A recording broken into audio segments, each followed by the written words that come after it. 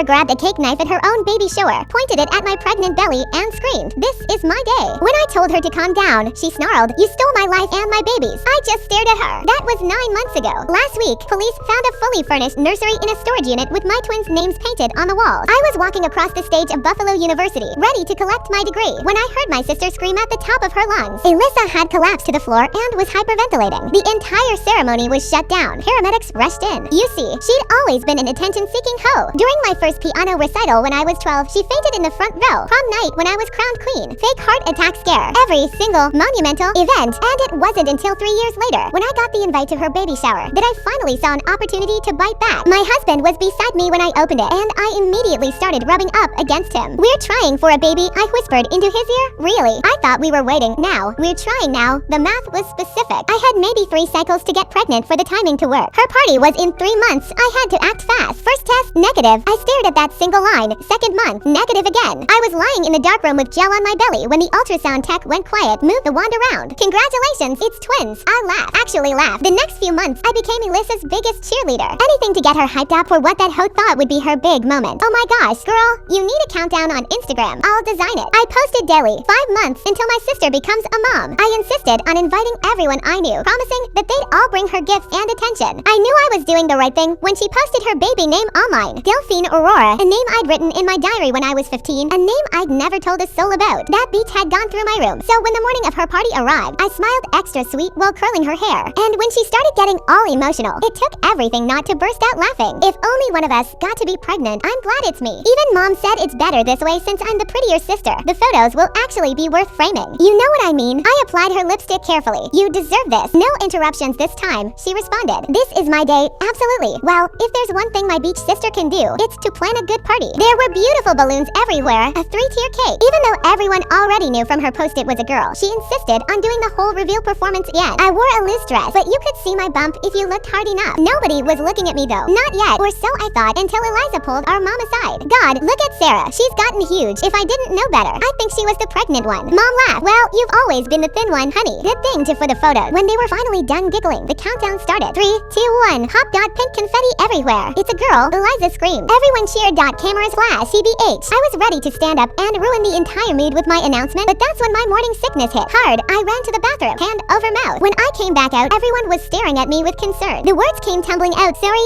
I said flustered. "It's just the twins. They've been making me so sick. 6 weeks with twins and I can't keep anything down." The silence was deafening. Then the explosion. Twins. Aunt Martha shrieked, "Oh my gosh, Sarah." The crowd shifted like a tide, away from Eliza, toward me. Hands reached for my belly. Questions bombarded me from every direction. "When did you find out? Do twins run in your family? Are they identical?" Alyssa's face went from pink to red to purple. I watched her chest start heaving. I braced myself for the performance. I can't breathe. She gasped, clutching her chest. "Someone help." But everyone was around me. Even her own husband was asking me about twin strollers. Hello. Alyssa screamed, "I'm having a panic attack. This is my party." Mom glanced over, annoyed. "Eliza, honey, not now. Sarah's having twins at her first pregnancy." That's when Eliza lost it. Actually lost it. She grabbed the cake knife and for a second I thought this was how I'd die. My baby shower. This is my day. She screamed, mascara running. Mine. I've been trying for 3 years. Ryan grabbed Alyssa's wrist and twisted the knife out of her hand while she stood there frozen, her whole body shaking like she was having a seizure. The knife clattered onto the floor and kicked under the dessert table as Alyssa's leg gave out completely. She dropped to her knees and started wailing so loud that the neighbors probably heard it 3 houses down. Her mascara ran down her face in thick black streams while she pounded her fist on the floor screaming that I ruined everything. That I always ruin everything. That this was supposed to be her special day. Mom rushed over and wrapped her arms around Eliza, rocking her back and forth while completely ignoring me standing there in shock with my hand on my belly. At least 20 phones were pointed at us, everyone recording the whole meltdown like it was some kind of reality show. Ryan managed to get Eliza into a chair where she sat hyperventilating, her chest heaving up and down so fast I thought she might pass out. He whispered something in her ear over and over, probably trying to calm her down, while the rest of the guests just stood around awkwardly not knowing where to look or what to do. Daniel grabbed my arm and pulled me toward the door, his face completely white. He asked if I was okay and said we needed to leave right now before things got worse. That's when Mom stormed over and slapped me hard across the face, the sound echoing through the whole room like a gunshot. She screamed that I was a selfish bitch who couldn't let Eliza have one single day without making it about me. The room went dead silent except for Alyssa's crying and I heard several people gasp at what just happened. My cheek burned like fire and I touched it without thinking, feeling the heat spreading across my face. Daniel stepped right between Mom and me, telling her to back the hell off or he'd call the cops himself. Grace appeared next to me and announced loud enough for everyone to hear that she was calling 911 if anyone else laid a hand on me. Nathan finally pushed through the crowd looking like he'd seen a ghost, staring at what his family had turned into. That's when Eliza suddenly bent over and threw up all over the floor. This gross yellow yellow liquid splashing onto her expensive shoes. Ryan jumped up saying they needed to go to the hospital right now because she was having contractions from all the stress. Mom immediately pointed at me and yelled that if Eliza lost her baby, it would be my fault, her voice carrying across the entire backyard. Ryan helped Eliza stand up and started walking her toward their car, but she turned around and screamed that if she lost her baby, she'd make sure I lost mine too. At least 10 people had their phones out recording her threat, and Daniel grabbed my hand saying we were filing a police report immediately. We sat in Daniel's car in the parking lot while he called 911 to report the assault and the threat against our babies. I texted Grace asking her to save any videos from the party while my cheek throbbed and I could feel the twins moving around like crazy from all my stress. 2 cops showed up about 20 minutes later and took our statements. Watching the footage, Grace and 3 other guests had saved on their phones. They took pictures of my red cheek and told us we should file for a restraining order first thing Monday morning. 3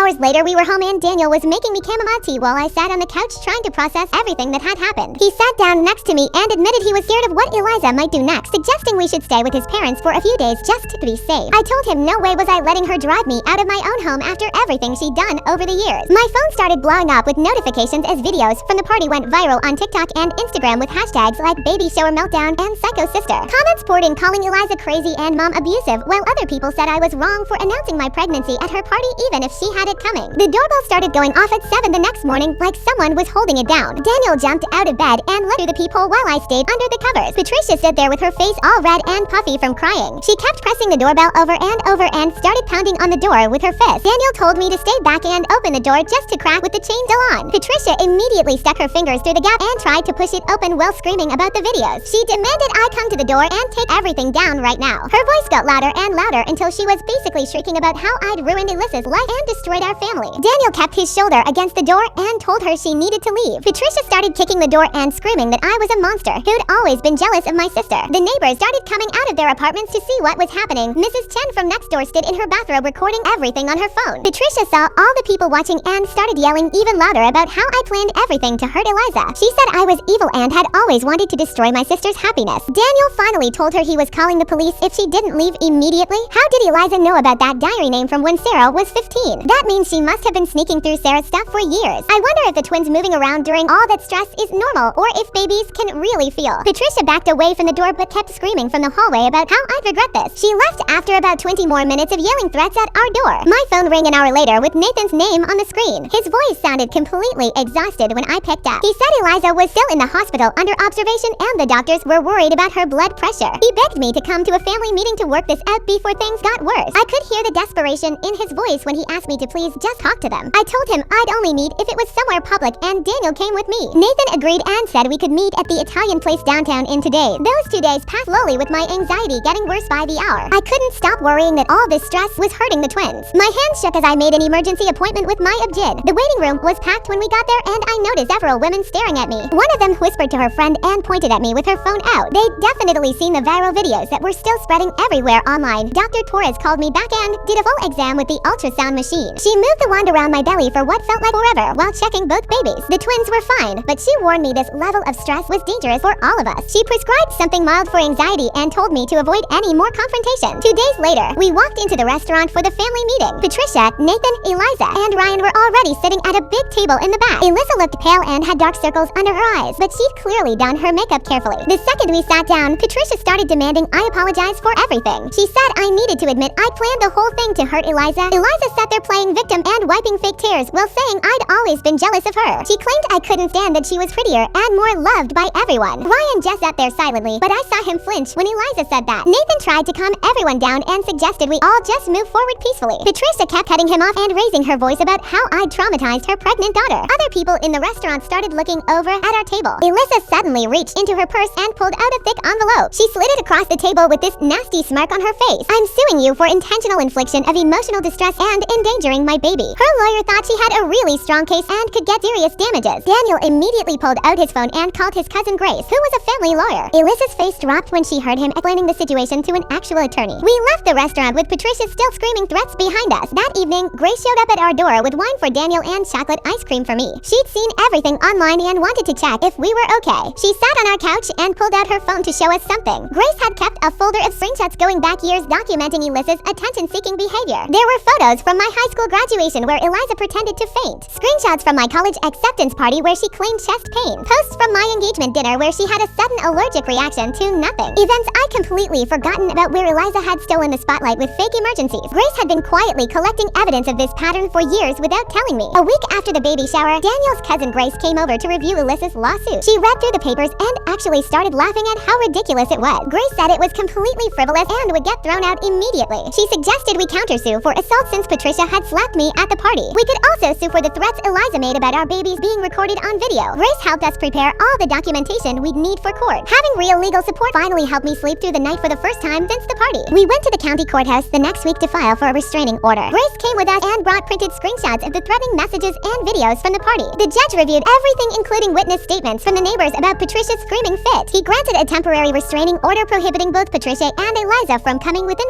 500 feet of us. The order specifically covered our home, Daniel's workplace, and my doctor's office. Patricia violated the restraining order within 48 hours by showing up at Daniel's office building. She walked right past security and started screaming at the receptionist to let her see Daniel. Security grabbed her and called the police while she fought and screamed about me destroying her family. The police arrested her and took her away in handcuffs while Daniel's co-workers watched from the windows. His boss called him into a meeting and suggested working from home until this situation was resolved. Daniel set up his office in our spare bedroom and started working remotely the next day. I woke up at 3 in the morning a few nights later to weird noises outside our bedroom window. My heart started racing as I crept over to peek through the blinds. Alyssa's car was parked across the street, just barely beyond the 500-foot limit. She was sitting in the driver's seat staring directly at our apartment building. I watched her for 20 minutes and she never moved or looked away from our windows. She stayed there for 3 more hours just watching our home in the darkness. Daniel installed security cameras the next morning covering every angle of our building. 2 weeks passed with Eliza parking just outside the camera range every single night. Nathan showed up at our door on a Tuesday afternoon looking like he hadn't slept in days. His eyes were bloodshot and his shirt was wrinkled like he'd worn it for 3 days straight. He slumped onto our couch and rubbed his face with both hands. Patricia had been staying at their house since the baby shower and was driving Ryan absolutely crazy with her constant rants about me. Nathan said Ryan was thinking about filing for divorce because Alyssa's obsession with destroying me was making her sick during her pregnancy. The stress was affecting their baby and Ryan couldn't take it anymore. 3 days later, I went in for my 20-week anatomy scan at the hospital. The ultrasound tech moved the wand around my belly for what felt like forever without saying anything. Dr. Torres came in and took over, measuring each twin over and over again. One twin was smaller than the other and needed closer monitoring every week from now on. The stress was literally affecting my baby's growth and I couldn't stop the tears from coming. Daniel held me while I sobbed in the cold dark room with gel still on my belly. That night Grace called me in a panic while I was lying in bed. Someone had posted my medical information all over a local mom Facebook group. My doctor's name, the address of the clinic, even my appointment times for the next month. The post had screenshots of my medical chart showing I was having twins and my due date. Only someone with access to the hospital system could have gotten those records. Daniel immediately called hospital security while I called our lawyer on speakerphone. The lawyer said this was a serious federal crime and we needed to document everything right away. Grace called me the next morning with shocking news she discovered through her contact at the medical center. Nathan's wife Linda worked in the billing department and had been accessing my records illegally for weeks. The hospital's IT department found her login accessing my files 17 times in the past month. Linda was escorted out by security that same afternoon and faced immediate termination. The hospital administrator called to apologize and said they were cooperating fully with the criminal investigation. Nathan showed up at our door again that evening completely devastated by what Linda had done. He had no idea she'd been helping Eliza and felt betrayed by his own wife. The next day I got a text from Ryan that made my hands shake as I read it. He was apologizing for Alyssa's behavior and admitted she'd been keeping a notebook since high school filled with ways to destroy me. He'd found it hidden in their closet with pages and pages of plans dating back years. Ryan was scared for their baby and was meeting with a custody lawyer the next morning. He offered to testify on our behalf if we needed him in court against Alyssa. 3 weeks after the baby shower, everything exploded online when Eliza posted a completely made-up story on Facebook. She claimed I'd been stalking her for months and included photos she'd edited to make it look like I was following her. The post had fake text messages she'd created showing me threatening her and her baby. Within hours, the post had been shared hundreds of times in Buffalo Mom groups. Strangers started sending me death threats through Facebook and Instagram. Someone posted our home address in the comments saying I deserved whatever happened to me. Daniel contacted the FBI that afternoon about the cyber stalking and death threat. They took it seriously and said they'd open an investigation into the harassment campaign. Meanwhile, my blood pressure kept climbing higher at every doctor visit. Dr. Torres put me on modified bed rest and said I couldn't leave the house except for medical appointment. The twin size difference was getting worse and she was worried about early delivery. Being trapped at home while Eliza spread lies about me online felt like being in prison. I'm really wondering how Linda got involved in all this. Did Eliza convince her to help, or was it Nathan's mom Patricia who pulled her in? The way the hospital caught her accessing those files 17 times makes me think about what exactly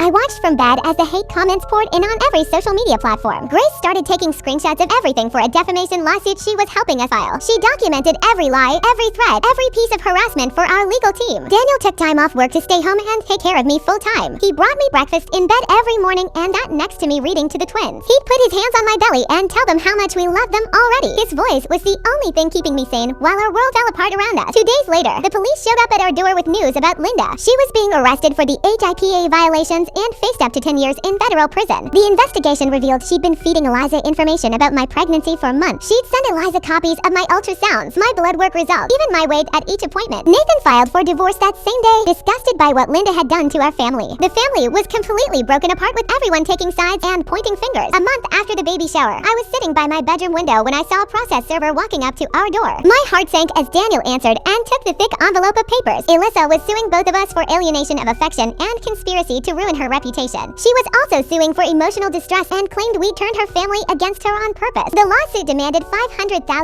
in damages plus legal fees. We were already spending thousands on our lawyer for the restraining order and criminal cases. Now we needed a civil attorney and the bills were piling up faster than we could pay them. Grace called that night and told me to come to her office first thing in the morning. I sat across from her desk while she spread out papers and started making lists. She filed 3 separate lawsuits against Eliza for defamation, emotional distress, and harassment. She pressed criminal charges against Patricia for the assault at the baby shower. She warned me this could take months or even years to resolve, but we had to fight back. 2 weeks later, I woke up at 3 in the morning with sharp pain shooting through my belly. Daniel drove me to the hospital while I gripped the door handle and tried to breathe through the contractions. The nurse hooked me up to monitors and called Dr. Torres, who rushed in still wearing his pajama pants under his white coat. He gave me shots to stop the labor and explained the twins wouldn't survive if they came now at 24 weeks. I stayed in the hospital for 3 days on bed rest while the contractions slowly stopped. Alyssa posted on Facebook about karma catching up to me while I was still hooked up to the monitor. Ryan showed up at my hospital room the second day with flowers hidden under his jacket. He sat in the chair next to my bed and apologized for everything that had happened. He told me Eliza had been prescribed medication for her mental health but refused to take it. He was documenting everything for their divorce and keeping records of her behavior. 6 weeks after the baby shower, Grace organized what she called a support rally at our house. Cars filled our street and people I hadn't seen since college showed up with casseroles and baby gifts. My coworkers brought diapers and our neighbors set up tables in the backyard. Everyone was talking about how crazy Eliza and Patricia had become with their social media posts. We were all in the backyard when we heard screaming from the front yard. Alyssa stood on our lawn, 8 months pregnant, yelling that I was turning everyone against her. Grace tried to guide her back to her car, but Eliza pushed her away. That's when liquid splashed onto the grass and Eliza grabbed her belly. The ambulance arrived 15 minutes later while she screamed that I had caused her to go into early labor. The next morning, Daniel and I sat at the kitchen table in silence while our phones buzzed with messages. Everyone was talking about how Eliza had delivered a healthy baby girl at the hospital. I felt relief that the baby was okay even after everything that had happened between us. Patricia called my phone that afternoon and her voice was your poison. She said Eliza had named the baby Delphine Aurora Sarah, adding my name just to spite me. Ryan texted me that he was refusing to sign the birth certificate until Eliza agreed to counseling. 2 months after the original baby shower, Grace threw me another one at her house. I was opening presents when a process server walked up and handed me papers. Alyssa was seeking a restraining order against me, claiming I had caused her premature labor. The judge assigned to our case went to Patricia's church and Grace was furious about the conflict of interest. Despite all our evidence and Grace's argument, the judge granted Alyssa's restraining order against me. We couldn't be within 500 feet of each other, which would make our upcoming court dates complicated. Grace immediately filed for recusal and started the appeal process, but it would take weeks. That night I lay in bed feeling the twins kick and roll inside me. Daniel held me while I cried about what kind of world we were bringing our babies into. We were both exhausted from the constant legal battles and emotional warfare with my family. 10 weeks passed with lawyers filing papers back and forth while I grew bigger every day. Grace showed up at my door one morning carrying a dusty cardboard box from her garage. She'd saved all our childhood photos from when Patricia threw them at years ago. I sat on the couch spreading them across the coffee table while she made tea in my kitchen. There was Eliza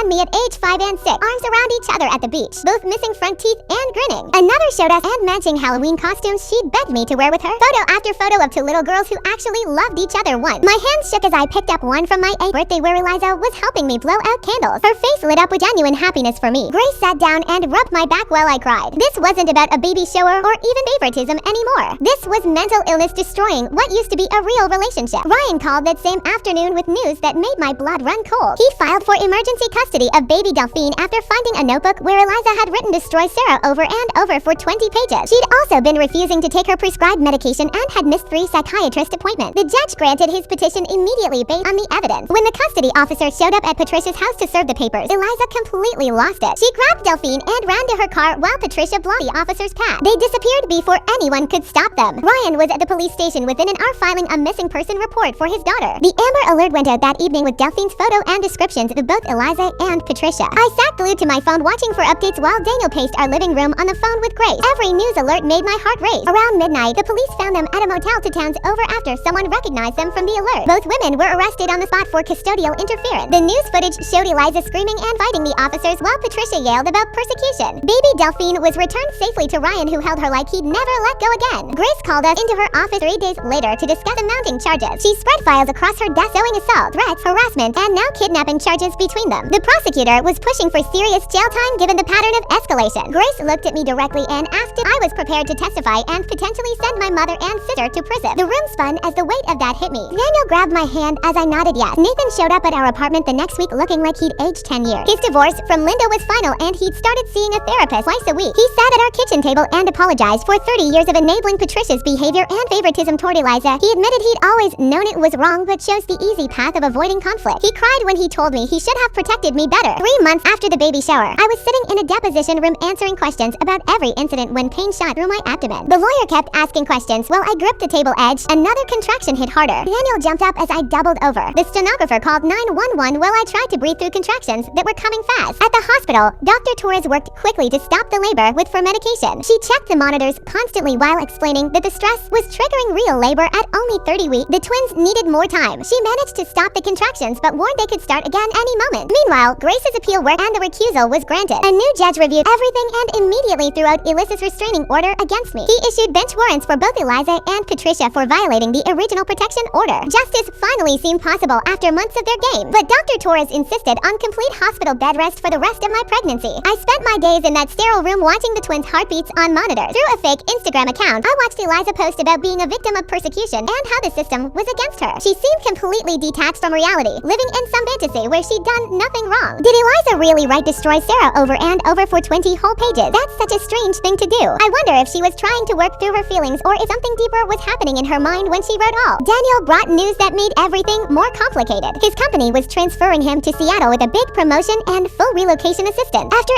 everything that had happened, they wanted him in a different office. He held my hand as we talked about leaving Buffalo behind and starting fresh 3,000 miles from my family. Part of me felt relief at the thought of escape, but another part felt sad about running away. 2 days later, Eliza showed up at the hospital claiming she wanted to apologize. Security stopped her at the elevator, but she managed to scream loud enough for the whole floor to hear that she hoped my babies would die just like our relationship had. 3 nurses witnessed it and security had to physically remove her. Grace added witness intimidation to the growing list of charges when she heard about it. Ryan showed up at my hospital window 14 weeks after that crazy baby shower with his daughter wrapped in a pink blanket. Baby Delphine was so tiny and perfect with these little fingers that grabbed at the air while she slept. He held her up to the glass so I could see her face better and mouthed that he filed for divorce. The papers were already signed and he was moving to his mom's place in Rochester to raise her away from all this mess. I pressed my hand against the window and watched them leave. This innocent baby who had no idea what her mom had done. Grace called the next morning to tell me the district attorney was taking over our case completely. They were combining everything into one big criminal case against both Eliza and my mom for the kidnapping thing alone. We weren't just dealing with a lawsuit anymore but actual felony charges that could mean real prison time. Grace explained we'd have to testify as witnesses in a criminal trial now, not just some civil case. The arraignment was set for Tuesday morning and I watched the news coverage from my hospital bed. Mom stood there in an orange jumpsuit next to Eliza while the judge read the charges. Then Mom grabbed her chest and collapsed right there in the courtroom. The bailiffs rushed over and started CPR while Eliza screamed at the cameras that I was telling our mother. They rushed Mom out on a stretcher and the news said she'd had a massive heart attack. Despite everything she'd done to me, I felt this weird pain in my chest watching them work on her. Nathan showed up at my room an hour later looking completely exhausted from running between floors. Mom was stable but in critical condition to floors below me in the cardiac unit. He said she kept asking for me and claiming she'd had some kind of revelation about everything. Daniel shook his head and told Nathan there was no way I was going near her after what she'd pulled. But I kept thinking about her lying there 2 floors down, maybe dying. And something in me cracked. I told the nurse I wanted to see her but only with security guards present. They wheeled me down in a wheelchair with 2 guards walking beside us. Mom looked so small in that hospital bed with all the tubes and monitors beeping around her. Her face was gray and she'd aged 10 years in the past few weeks. She reached for my hand with her shaky fingers and started crying. She said she'd been living through Eliza because she was jealous that I'd made something of myself without her help. The words didn't fix anything, but hearing her actually admit it was something I never thought would happen. 2 weeks later, I was back in my room at 32 weeks pregnant watching the local news run our family story for the 100th time. The headline, Buffalo Family Feud Turns Criminal, scrolled across the bottom while they showed photos from Alyssa's Instagram. I rubbed my huge belly and realized my twins would someday Google their family and find all this crap online forever. The thought made me want to throw up more than the morning sickness ever had. That's when the news anchor mentioned something about leaked documents from Alyssa's psychiatric evaluation. The report showed she'd been diagnosed with narcissistic personality disorder and postpartum psychosis. Her lawyer was already changing their whole defense to claim she was insane when everything happened. Ryan texted me that he was using the diagnosis to get full custody of Delphine permanently. Grace showed up the next day with balloons and a small cake, saying she'd planned a do-over baby shower right there in my hospital room. Just our close friends came, maybe 10 people total, and we sat around eating cake and opening presents without any drama. Everyone talked about the nursery Daniel had set up in our new Seattle apartment and how perfect it would be for starting fresh. The twins' room was painted soft yellow with 2 cribs already assembled and waiting for us. Daniel never left my side through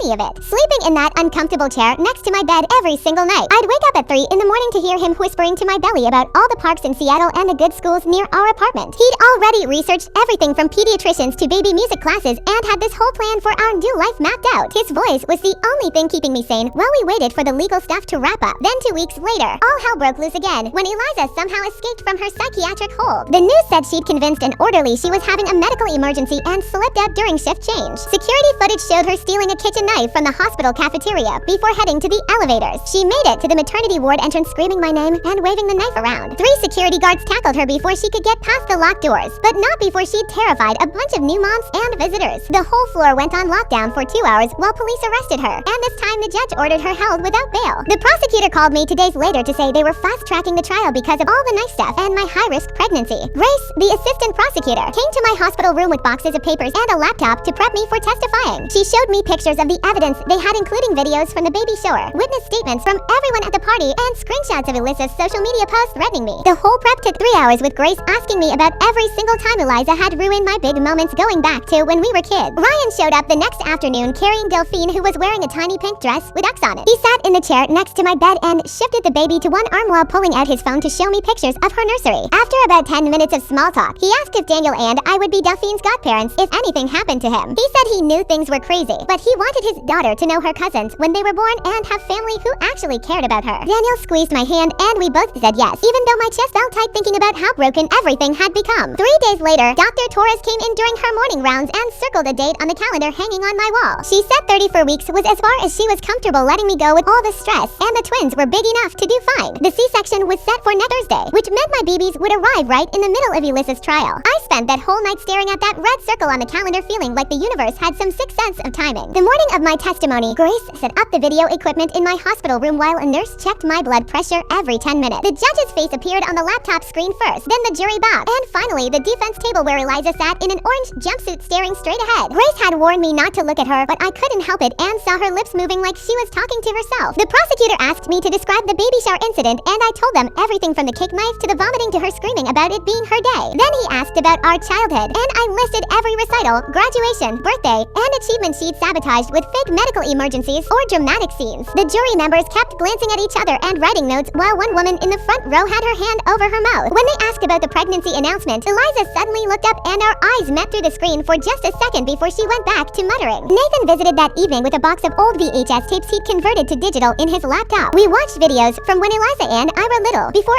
everything went bad, playing dress up and having tea parties in the backyard. There was one where she was teaching me to ride a bike, running beside me and cheering when I finally got my balance. Daniel held me while I cried, watching the sister I'd lost somewhere along the way to jealousy and mental illness. Mom took the stand 2 days later, and Grace texted me updates since I couldn't watch. She admitted to hitting me at the shower and told the court she'd always favored Eliza because she was prettier and more outgoing. The prosecutor asked if she'd noticed Alyssa's pattern of disrupting my events, and Mom said she thought I was being dramatic about it. But when they showed her the timeline of every incident mapped out on a board, even she had to admit it looked planned. Mom begged the judge to send Eliza to treatment instead of prison, saying she was sick, not evil, but the prosecutor pointed out that understanding right from wrong meant she was responsible for her choices. The next morning, they played the baby shower videos for the jury, and Grace said several people looked sick watching it. What makes someone decide to wave a knife around in a hospital maternity ward? The way Eliza tricked that orderly shows she was thinking clearly enough to plan her escape, but then lost all control when she got close to Sarah's floor. The knife threat was bad enough, but the way Eliza had smiled while holding it made it worse. When they got to the part where she screamed about it being her day, she suddenly stood up in court yelling that I doctored the footage. The judge ordered her to sit down, but she kept screaming that I'd paid someone to edit the videos until the bailiffs had to physically remove her from the courtroom. Grace stopped by that afternoon with 2 tiny outfits, soft yellow blankets, and a photo album she'd been putting together. She'd asked everyone we knew to write messages for the twins and collected them, all with pictures of Daniel and me throughout my pregnancy. Reading through the well wishes from friends, co-workers, and even some of the nurses made me realize how much love these babies had waiting for them despite all the chaos. Ryan testified the following day, and the prosecutor had him bring a cardboard box to the witness stand. Inside was a notebook they'd found in Alyssa's closet titled Operation Destroy Sarah, with entries dating back to high school. He read pages out loud describing detailed plans to ruin my prom, my college acceptance celebration, my engagement party, and dozens of other events. Some entries had had drawings of me crying or lists of ways to upstage me at different occasions. Even Mom looked shocked when they showed close-ups of the pages on the courtroom screens. According to Grace's text, Ryan's voice cracked when he read an entry from right after my wedding where Eliza wrote about wanting to burn my dress or put something in my food to make me sick. The prosecutor asked him about finding the notebook, and Ryan said he discovered it while packing up their apartment after her arrest. During his testimony about the baby shower itself, Eliza started screaming from her seat that the baby wasn't his and she'd prove it. She yelled that she'd kill everyone who betrayed her, including me, the babies, Ryan, and anyone who took my side. The judge ordered her removed, but she kept screaming threats until four bailiffs dragged her out while she tried to bite one of them. The judge immediately ordered a psychiatric evaluation and said she'd be held at the state mental facility until further notice. 2 weeks later, the judge made it official and declared Eliza couldn't stand trial because she was too sick mentally. The court sent her to the state hospital for treatment that could take years. Patricia's case went forward on its own since she was mentally fine. Just mean. Daniel held my hand tight when we heard the news in our apartment. We both knew this was just the start of a long road ahead. The next morning, my doctor scheduled my C-section for exactly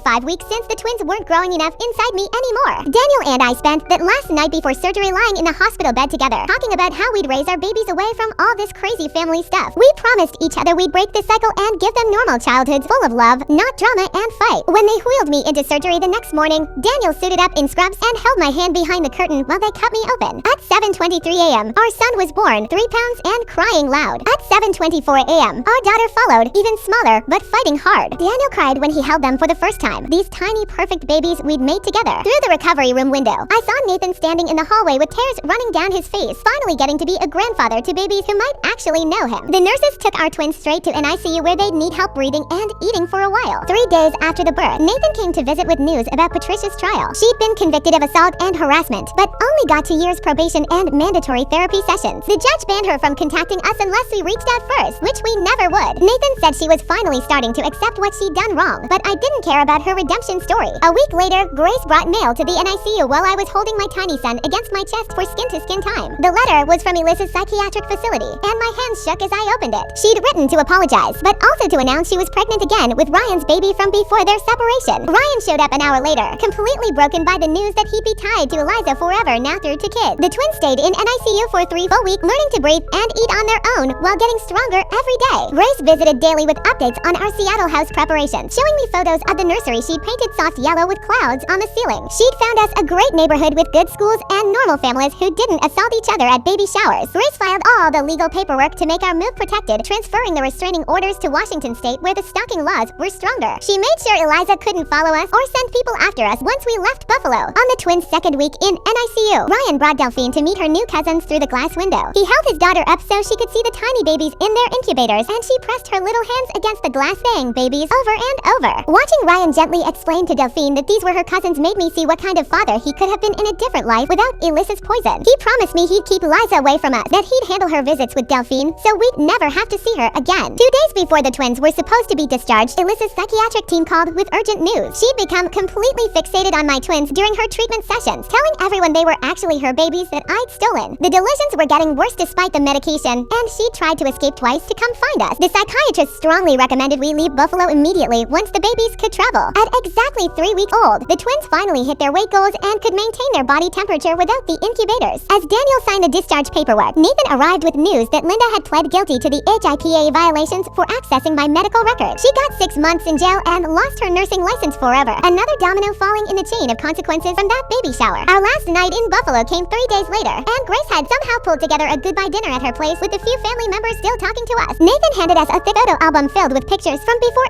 everything went crazy, back when we were all just kids playing in the backyard without knowing what was coming. He promised to visit Seattle once we got settled. The twins slept through most of the dinner in their car seats while people took turns holding them and crying. Grace made my favorite lasagna and kept refilling everyone's wine glasses even though nobody was really drinking. The next morning at Buffalo Airport, I was pushing the double stroller through security when I saw her. Alyssa stood near gate 12 with some kind of medical aid beside her, wearing sweatpants and a hoodie I'd never seen before. Her face looked puffy from medication, and her hands shook as she held a coffee cup. She saw us at the exact same moment I saw her. Her whole face just crumpled like paper, and she mouthed something that looked like, "I'm sorry," before the aide turned her around and led her away toward a different gate. That was the last time I ever saw my sister. On the plane, I nursed both twins while Daniel scrolled through Seattle neighborhood listings on his phone. An older woman across the aisle kept smiling at us and finally leaned over to say we had beautiful babies and what a lovely family we made. She had no idea we were basically refugees fleeing our hometown. When we landed in Seattle, my phone exploded with messages from Grace. Eliza had been committed involuntarily for at least 6 months after she threatened to find us and take what she called her babies. Ryan was filing for permanent custody of both kids since she'd been declared unfit. The legal battles would keep going without us there. Our new house in Seattle was perfect with its big windows and quiet streets, but I couldn't relax. Every doorbell made me jump. I checked the locks 3 times before bed and studied every face at the park like they might be someone Eliza sent. Daniel found us a family therapist who specialized in trauma and made our first appointment for the following week. Nathan called 2 weeks later with updates about Mom. She'd started therapy and was finally accepting how she'd enabled Alyssa's behavior for years. She'd written us a long letter that Nathan offered to read over the phone. It was actually remorseful, talking about how she'd failed both her daughters by playing favorites and creating this competition between us. A month into Seattle life, the twins smiled for the first time during a video call with Grace. Real smiles, not just gas. Grace started crying immediately. Then I was crying. Then Daniel was crying. All of us just sobbing at these 2 tiny babies grinning at a phone screen. These perfect moments reminded me why we'd fought so hard to protect them. Then Grace called with news that made my stomach drop. Alyssa had lost the pregnancy during what they called a psychotic episode where she tried to cut the baby out herself because she believed aliens had put it there. They'd moved her to a long-term psychiatric facility upstate. Even after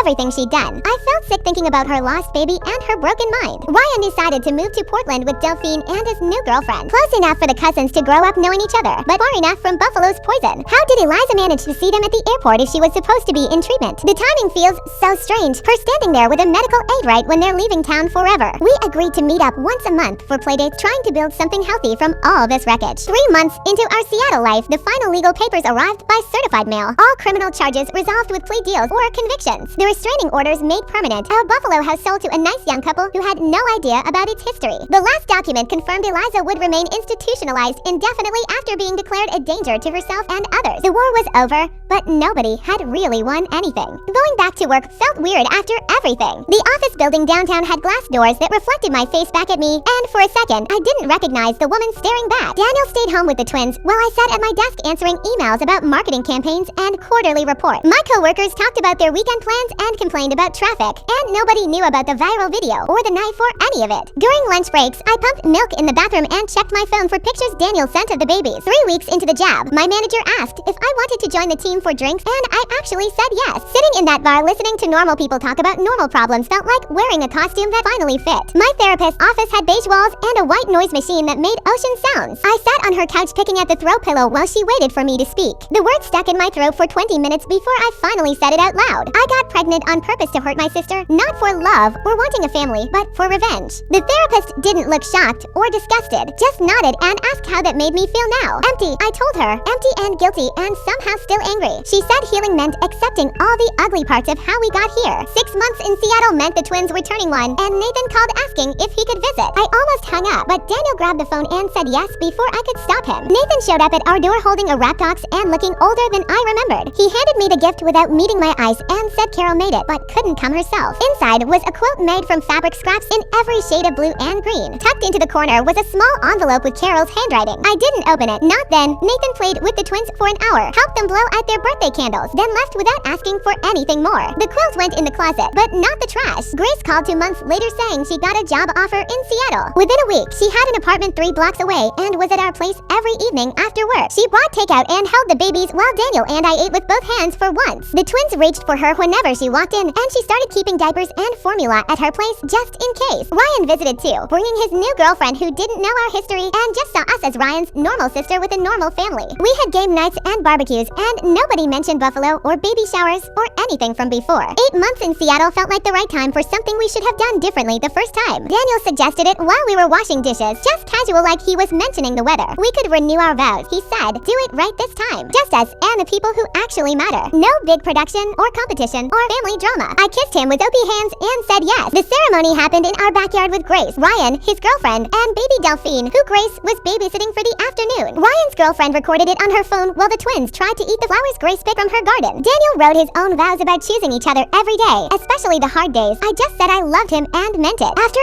everyone left, we put the twins to bed and slow danced in the kitchen to no music at all. A letter came from Melissa's treatment facility 9 months after we left Buffalo. The doctor's handwriting explained she had been making progress with therapy and medication. She had written apology letters to everyone as part of her treatment. Would we consider supervised video contact in the future? The letter went into the filing cabinet in the folder marked important papers between the twins' birth certificate and our car insurance. Maybe someday I'd answer it. Today wasn't that day. The twins took their first steps on the same rainy Tuesday while I was folding laundry. First one twin stood up using the coffee table. Then the other saw and had to copy. They wobbled toward each other and collapsed in a pile of giggles. Daniel said something about them already competing and we both froze. Then he laughed and said competition could be good. Like who could give the best hugs or be the kindest. We were writing new rules for our family. Some nights I dreamed about Melissa, but not the woman who held the knife. I dreamed about the sister who taught me to ride my bike in the driveway. The one who split her Halloween candy with me even though I dropped mine in a puddle. The girl who existed before everything went wrong. I woke up crying from those dreams, grieving someone who might have only existed in my memories. Daniel held me without asking questions because some pain doesn't need words. 1